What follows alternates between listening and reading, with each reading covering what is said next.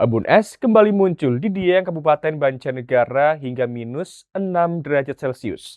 Keadaan ini mengancam puluhan petak tanaman kentang gagal panen. Embun es atau yang dikenal masyarakat sebagai embun upas kembali muncul menutupi rumput, tanaman, dan lahan pertanian di kawasan Dieng. Kristal es yang terbentuk akibat suhu ekstrim menjadi daya tarik tersendiri bagi wisatawan yang datang menikmati pemandangan pagi hari. Namun kondisi ini berbanding terbalik dengan yang dialami para petani.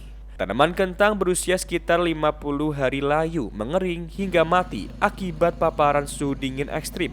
Meski petani sudah melakukan berbagai upaya penyelamatan dengan cara penyemprotan, namun terkesan sia-sia karena tanaman tetap layu, mengering dan mati.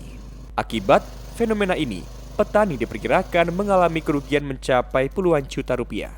Jika suhu dingin masih terus berlangsung dalam beberapa hari ke depan, kerusakan tanaman dan resiko gagal panen di dataran tinggi Dieng diperkirakan akan semakin meluas. Petani kentang Suyatno mengungkapkan bahwa petani sudah mengeluarkan modal yang banyak, namun akibat embun upas, dipastikan para petani gagal panen dan hanya bisa pasrah menunggu musim tanam berikutnya. Bisa merugikan ya bisa, tapi kan bisa setelah ini biasanya tanahnya subur kembali dan hasilnya biasanya meningkat lah. Tapi kalau udah salatnya biasanya kan petani itu modal udah banyak, kalau kena embun upas biasanya nggak bisa panen itu loh. Ya hampir 75 lah. 75% ya. Kalau modalnya udah banyak nggak bisa panen gitu loh. Nah, paling ya kalau masih ada harapan kayak gini mungkin bisa tumbuh kembali, bisa pulih lah. Ya udah nggak panen. Udah nggak panen, nggak bisa diapa-apakan ya Pak? Paling buat cari modal lagi lah, buat lahan lagi. Petani kentang Turip mengaku mengalami kerugian cukup besar hingga 5 juta rupiah per petaknya.